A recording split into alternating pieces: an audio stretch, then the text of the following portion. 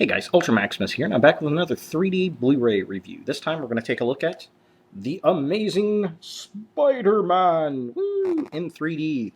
So as the usual, I'm going to look at the packaging, what's inside it. We're going to talk about the film itself and talk about the 3D effects and my general thoughts on it. So here it is. It's one of the thicker packages, which is nice. It's a, I believe, 5-disc set. Is that right? I believe. Doesn't really say. I got this at Walmart. I think they're going for $28 at Walmart. It's got the little 3D typical plastic cover piece there.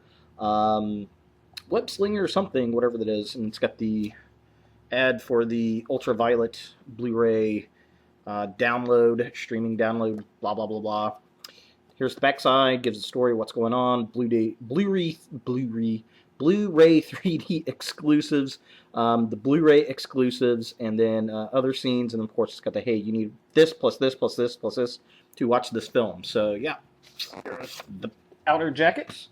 Here's the inside. It's got a clear case. These are always kind of cool. For some reason, I like the clear ones. I don't know why. They just look cool to me. Basically the same cover on this side and that side, the usual scenario. Inside the package, we have got some redemption code stuff, advertisements. Ooh, look, Skippy peanut butter. There's the ultraviolet, and yeah, more stuff, blah, blah, blah, blah, blah. Inside here, we've got, this is the Blu-ray 3D version. Here's the standard DVD version. So there's two. That's a 4-disc, not a 5-disc. And then we've got the Blu-ray edition and the special features disc. Now it's nice because I like the painted discs. They put the time to actually do something with it. We've got Garfield. We've got Stone, and their respected characters. We've got Spider-Man here, and then we've got Doc Connors, the lizard there. And then what I also like in the background, I like when they do that, there's an image from the movie in the background on the label for the DVD case itself. So that's pretty cool. Pretty nice. All right, so talk about this film, Spider-Man, The Amazing Spider-Man, 3D. I did go see this at the theater in 3D, and it was one of the movies I saw at the end of the summer. And this, so this disc, I get to compare this to the theater. It's really about the same. It looked good in the theater. It looks good on television. Yeah, I've got mixed feelings about this movie. I really, really do. On one hand, I think Andrew Garfield does a fantastic, or should I say spectacular, or an amazing job as Spider-Man. He does a really good job. I think he's better than Tobey, and he's younger. That's a key thing. Spider-Man should be a high school kid. That's the whole thing to Spider-Man. He's a kid. He's a teenager playing a superhero, and the other heroes in the Marvel Universe don't realize that, and that's what I really like about this film. I think Emma Stone, not only is she damn sexy, she does a fantastic job as Gwen Stacy. Dennis Leary's her father. He's remarkable. He's always a great actor. We also have Martin Sheen and, oh goodness, why can't I think of her name? Sally Field as Uncle Ben and Aunt May, and they do a good job. They're okay. They're supporting cast members, and they do an all right job. In this incarnation, we start Peter Parker off, and it's an origin story. And that's, I think, one of my biggest problems with this film. It just seems too damn early for an origin story. Kind of like Batman Begins. I really didn't think we needed another origin story for Batman. I thought it was way too soon, and this is the same way. And for some reason, even though it's not really, I think Batman Begins had a shorter time span between Tim Burton's Batman and that film than this did to Sam Raimi's, I believe. That might not be accurate. If I'm wrong, please let me know. but it seems too soon for a reboot of a retelling, and it takes too long. I mean, it literally takes over half an hour, if not longer. Maybe I want to say 45 minutes of storytelling of him becoming Spider-Man. It's just it's good character development. It really, really is. And if this was the first Spider-Man movie we'd ever seen, this would be one of the best things I've ever seen. However, we've had Spider-Man films, so it's taking too damn long for him to be Spider-Man for me. My biggest problem there. The other blatantly huge problem I have with this film is his parents' origin. I don't like that. It's very forced. It's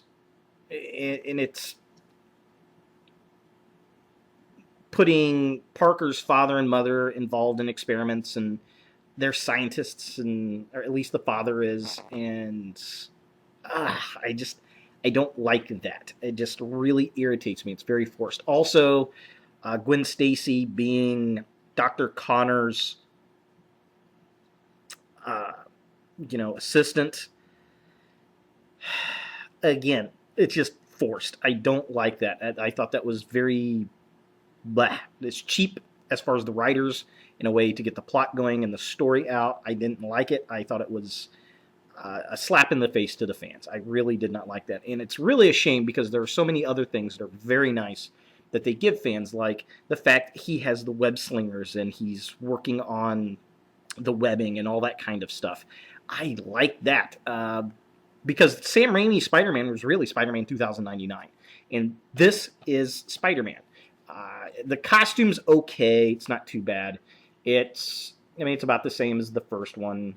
I think the eyes are too small on this one. I'd like to see the eyes, the eye pieces, be a bit bigger. But other than that, it's okay, I guess. The Lizard I liked the fact that we have the Lizard. He looks better as a lizard than I thought he was going to be. I thought it was going to look like real crap, but it looks okay. He works at Osborn, and yeah, I don't know. It's all right. That kind of stuff's okay. Overall, I do like the film. I think there are bits to the film that I like more than I do the Sam Raimi films, and really, it's Garfield's performance that makes this film worthwhile. And he really does save the idea of rebooting this. Quite frankly, I'm waiting for the second film. The second film, at the end of this one, we get a stinger, and there's a flash of lightning. This mysterious guy walks in. It's supposed to be, I presume, is Electro, but they're casting someone else for that role in the second film. So I don't know why they used that person. Why didn't just shadow him out more? I really want to see a Vulture in one of these movies. But yeah, I'm really actually looking more forward to the second one than this one plot-wise. This one, it almost felt like they had to do this one to get it out of the way so they can do some other things. Now, the 3D. Oh, good golly. I do like the 3D in this one. They did a great job with it. It looks really cool. It's shot in native 3D cameras. They really use it to the advantage of Spider-Man, and you feel like you're in the comic book at times. I mean, a lot of the shots, a lot of the POV shots are very, very cool as he's flipping through the city. There's a great scene where he's built a web and he's got all these cameras and he's trying to catch the lizard and the webbing going out and all that kind of stuff. The big battle scene at the end of the film on top of Osborn's tower. Very cool stuff. I really, really dig that. And, I mean, overall, it looks really nice in 3D. They did a good job with it. It's not a lot of hokey, throw it in your face just because it's 3D. It's very layered cinematography-wise, and that's what I really dig in a 3D film, with some things that pop out, and they do in this movie, and they come out really, really well. Now, I've got an active lens 3D television set, which is very crisp and very sharp, a little bit sharper than a passive. So it does look very, very nice. It's a really good flick. I do enjoy it. Now, is this something that is a must-have in your 3D Blu-ray collection? Yes, I would say so. It's relatively cheap right now. It may go up to about $40. Walmart had it for $28. I want to say it was 25 or 28, and that's a pretty good price. If you can find it at that price, absolutely buy it. I mean, it's coming up on Christmas time. This is definitely going to be a big seller for Christmas. If you're a comic book fan, you're really going to like this movie, I believe. It's all around pretty decent. It's rated PG-13 for some material questionable for sequences of action and violence. There's nothing any kid really can't watch. I mean, if they're old enough to watch TV, they're old enough to watch this. There's no real gory violence. There's no real sexual innuendo in it, anything really big or anything. So it's an all-round good film. This is something your whole family can watch. It looks really good in 3D. If you're a Spider-Man enthusiast, you might get some annoying bits in this. Like I said, for me, being a big comic book fan, it just took too damn long for him to become Spider-Man. I wanted Spider-Man a lot quicker. However, Garfield does save the film, as does the 3D. So definitely cool. I dug it. I liked it. It's worth picking it up. It's worth watching. And it's definitely a good next step in the Spider-Man franchise, I think. I did like the Sam Raimi stuff, but, I mean, for goodness sakes, Spider-Man's supposed to be 16, not 36. And they really catch it with this film. So there it is, Spider-Man 3D. Thanks for watching, guys, and look for more videos in the future.